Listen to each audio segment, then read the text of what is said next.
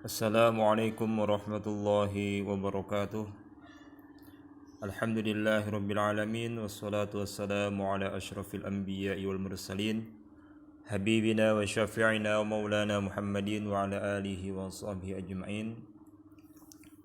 Alhamdulillah, pada kesempatan kali ini kita akan mempelajari bab 3, yaitu tentang semua bersih hidup jadi nyaman, atau dalam ilmu fikih itu disebut dengan toharoh,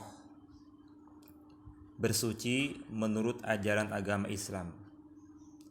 Apa manfaat dari kita mempelajari toharoh ini? Pertama, kita akan memahami ketentuan tentang toharoh.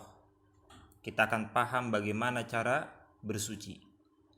Yang kedua, kita bisa akan mempraktekkannya dalam kehidupan sehari-hari. Dan yang ketiga, tentunya kita akan memahami hikmah dari toharoh itu. Coba kita lihat di halaman 32. Itu ada sebuah hadis yang diriwayatkan oleh Imam Muslim. At-tuhuru syatrul iman. Memang secara umum kita itu taunya hadis Nabi tentang an-nazafatu minal iman, kebersihan sebagian daripada iman. Namun di dalam hadis yang lebih sahih itu adalah at-tuhuru syatrul iman. Nah, kalau kita lihat dari hadis ini menjelaskan Islam itu sangat peduli tentang kebersihan, tentang kerapihan, tentang kesucian. Makanya seperti zaman sekarang ini, pandemi corona seperti ini, tatkala kita disuruh cuci tangan, cuci kaki, pakai masker, itu semuanya ada dalam ajaran agama Islam. Karena kenapa? Islam itu sangat menganjurkan tentang kebersihan.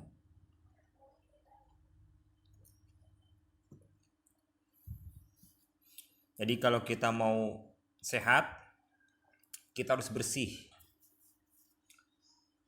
Terlebih-lebih seperti masa corona seperti saat ini.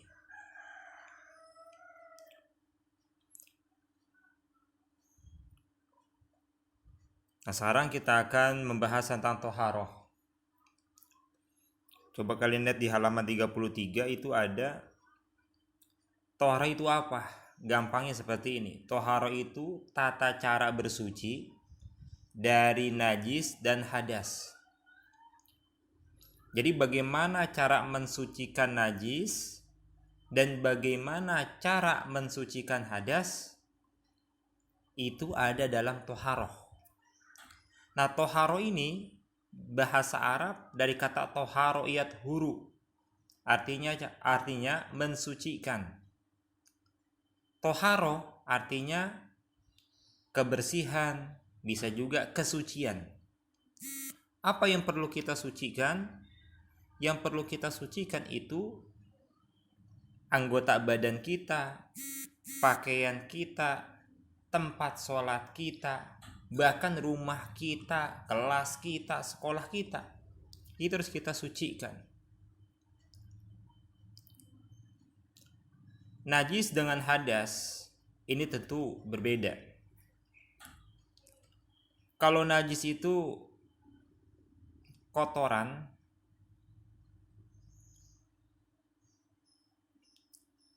yang dapat menghalangi seseorang untuk melakukan ibadah kepada Allah Subhanahu wa taala. Gampangnya seperti ini. Kalau kita pakai baju, di baju kita ada kotoran ayam, maka kita terhalang melakukan ibadah kepada Allah. Terhalangnya kenapa? Karena di baju kita itu ada najisnya. Jadi najis itulah yang menyebabkan terhalangnya kita untuk beribadah kepada Allah, untuk sholat kepada Allah.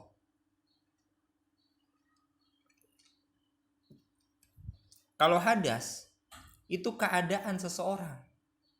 Jadi kalau najis itu ada bentuknya, ada warnanya, ada rasanya, ada baunya. Kalau hadas itu keadaan seseorang yang tidak suci, yang menyebabkan orang itu terhalang melakukan ibadah kepada Allah. Dan hadas ini nggak ada yang tahu kecuali diri pelakunya, kecuali diri orang yang berhadas. Contoh, kalian kentut, ada orang kentut, di situ nggak ada suaranya, nggak ada baunya, tapi keluar angin dari lubang duburnya, maka dia berhadas. Yang tahu berhadas siapa? Ya dia.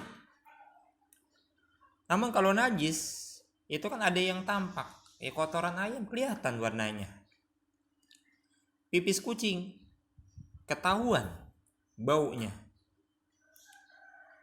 Nah, jadi kalau najis ketahuan ada bentuknya, kalau hadas tidak ada bentuknya. Makanya dia disebut keadaan. Jadi keadaan orangnya yang tidak suci.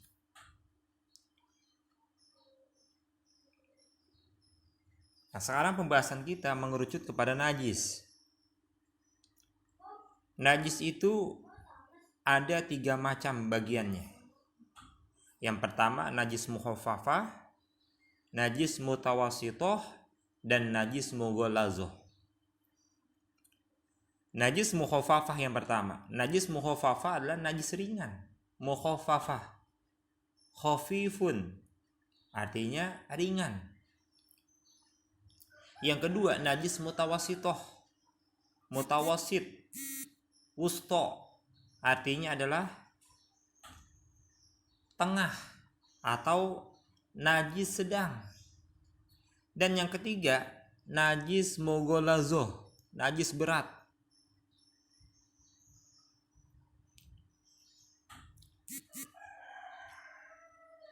Ringan, sedang, berat. Pertama, najis mukhaffafah, najis ringan. Najis ringan ini contohnya cuma satu, bentuknya cuma satu. Apa itu? Air pipis bayi laki-laki yang belum berumur 2 tahun, makan dan minumnya hanya air susu ibu. Ingat, air pipis bayinya laki-laki belum berumur 2 tahun, makan dan minumnya hanya air susu ibu. Jadi 4 pengertian ini wajib ada. Kalau seandainya dari 4 ini kurang, maka dia tidak dikatakan najis mukhaffafah, tapi dia langsung naik level, najis mutawassithah. Contoh, nya bayi laki-laki. Nya nih, bayi laki-laki belum berumur 2 tahun, makan minumnya air ASI. Tetap ini bukan mukhaffafah, namanya mutawassithah. Alasannya kenapa? Tidak memenuhi kriteria yang 4. Atau beda lagi, air pipis bayinya perempuan. Nah, kalau bayi perempuan, air pipisnya walaupun dia belum berumur 2 tahun, makan dan minumnya hanya air susu ibu saja, itu dia sudah levelnya mutawassithah. Levelnya sudah sedang, bukan ringan lagi. Ya banyak alasan kenapa kok air pipis bayi perempuan itu levelnya itu bukan ringan, tapi sedang. Karena mohon maaf, yang namanya pipis perempuan itu lebih bau. Dan memang menstruasi dia nantinya. Beda dengan laki-laki. Bukan berarti air pipis laki-laki nggak bau, ya pasti bau lah. Tapi kadar kebauannya itu lebih bau adalah perempuan. Atau ada pipis bayi laki-laki, umurnya 5 tahun, bahkan 10 tahun, makan minumnya air susu ibu. Masya Allah. Walaupun dia umur 5 tahun, minum makannya susu ibu doang, dia tetap sudah levelnya adalah mutawassithah. Karena kenapa? Umurnya sudah lebih dari 2 tahun. Atau kasus yang berbeda, air pipis bayi laki-laki umurnya belum 2 tahun, tapi makannya udah apa? Udah martabak, minumnya es doger. Nah, maka air pipisnya ini bukan mukhafafah lagi, sudah mutawasitoh. Kan zaman sekarang anak umur 6 bulan aja itu udah dikasih pisang. Bahkan ada dikasih serelak, ada dikasih san, dan biskuit regal dan macam-macam lah zaman sekarang itu. Maka anak yang seperti itu air pipisnya bukan mukhafafah lagi, tapi sudah mutawasitoh. Bagaimana cara mensucikan najis mukhafafah? Sangat mudah. Cukup dipercikan dengan air, dicipratkan. Dengan dicipratkan kepada yang terkena najis, maka najis mukhafafah akan hilang.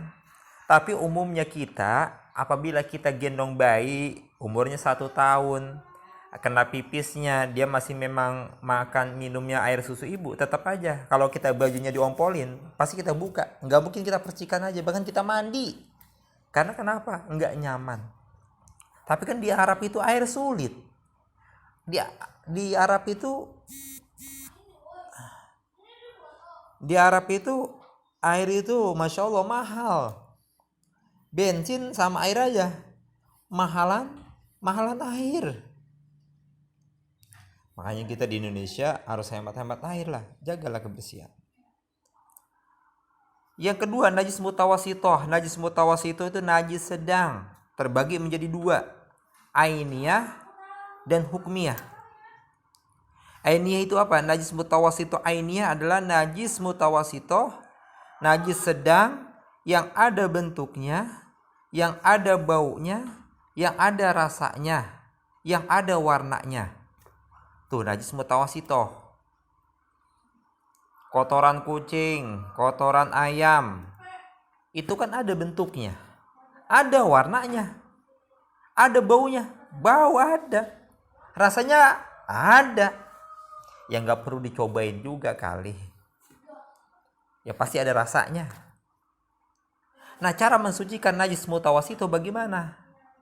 Dengan cara dibasuh dengan air yang mengalir sampai hilang bentuknya, sampai hilang warnanya, sampai hilang rasanya, sampai hilang baunya. Kemudian ada permasalahan bagaimana kalau bentuknya hilang, rasanya hilang, baunya hilang, tapi warnanya masih ada di ubin, di lantai. Tetap itu dikategorikan sah. Alasan kenapa? Dari 4 sifat, wujud, bau, rasa, warna, yang hilang 3, yang tersisa hanya 1, maka itu dikategorikan sudah suci. Ini najis mutawasitoh, najis sedang. Jadi kalau tangan kita kena pipis, segera. Makanya anak-anak kalau pipis itu jangan sembarangan, jangan berdiri. Karena kenapa? Tatkala kalian pipis berdiri itu muncratnya kemana-mana. Ya perempuan ya pasti nongkrong lah, nggak mungkin perempuan itu berdiri. Tapi tetap harus hati-hati, jangan sampai percikan dari air pipis kita kena rok, kena celana. Itulah yang menyebabkan siksaan kubur yang paling pedih. Berapa banyak orang yang meremehkan masalah kencing sehingga dia diazab kubur. Harus kita pahami bahwasanya air pipis itu betul-betul terjaga, jangan sampai terkena celana kita, rok kita, celana dalam kita.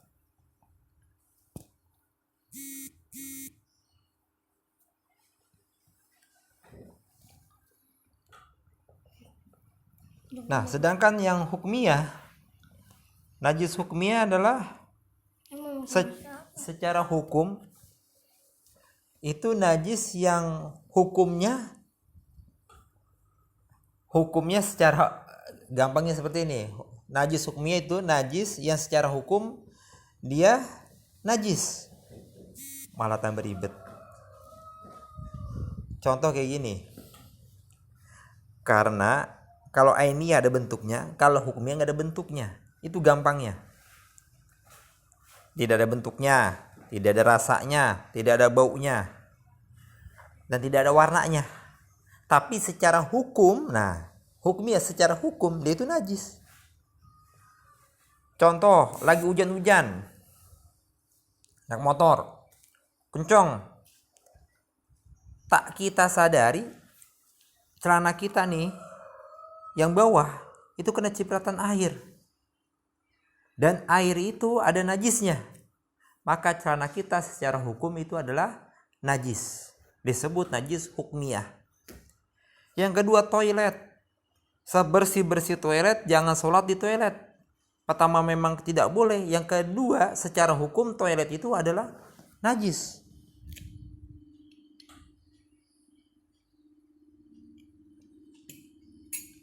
Jadi harus kita pahami. Najis yang ketiga, najis mughalazoh, najis berat. Yaitu sumbernya ada dua, yang bersumber dari anjing dan babi. Cara mensucikannya bagaimana? Dibasuh dengan 7 kali basuhan, salah satunya dicampur dengan tanah. Pak, emang boleh memang melihara anjing? Boleh kalau kalian hidup di hutan. Boleh kalau kalian punya sawah lebar, yang menjaga sawah kalian tuh anjing, gak jadi masalah. Pak, di rumah kan supaya aman. Sekarang ini manusia udah punya satpam, punya anjing juga. Kalau misalnya anjing masuk ke rumah seseorang, maka rumah itu tidak akan dimasukin oleh malaikat. Malaikat rahmat tidak akan mau masuk ke dalam rumah. Makanya yang punya peliharaan anjing, peliharanya jauh-jauh dari rumah. Itu bakal biasanya itu yang punya peternakan, punya perkebunan, punya sawah, biasanya memang melihara anjing untuk menjaga. Itu tidak jadi masalah. Nah, apabila benda terkena najis, baik itu air liurnya, air pipisnya, kotorannya, maka benda yang terkena itu supaya suci harus dicuci 7 kali basuhan, dan salah satu dari 7 itu dicampur dengan tanah. Jadi itulah cara mensucikannya, karena najis berat, gak mungkin sekali doang. Walaupun dicuci dengan sabun sampai 1 kilo, direndam tangannya sampai 10 jam, tanpa cara agama Islam mensucikannya, 7 kali basuhan, satunya dicampur dengan tanah, maka itu tetap tidak suci, karena tidak memenuhi kriteria toharoh, yaitu tata cara bersuci menurut agama Islam. Jadi najis ini sudah kalian pahami. Tugas kalian adalah membuat mind map. Mind map ini meliputi najis aja. Pertama toharo dulu, toharo. Pokok pikiran itu toharo. Kemudian kalian buat peta. Peta pikir itu mengenai najis saja. Yang bagus itu menggunakan contohnya, cara mensucikannya itu bagus seperti itu. Apalagi diberikan warna. Nanti tolong tugasnya dikumpulkan di GCR. Terima kasih banyak, mudah-mudahan bermanfaat. Kita lanjut lagi insya Allah di pekan yang akan datang mengenai hadas kecil dan hadas besar. Wallahu a'lam bishawab. Assalamualaikum warahmatullahi wabarakatuh. Mari sama-sama baca hamdalah alhamdulillahirabbil alamin.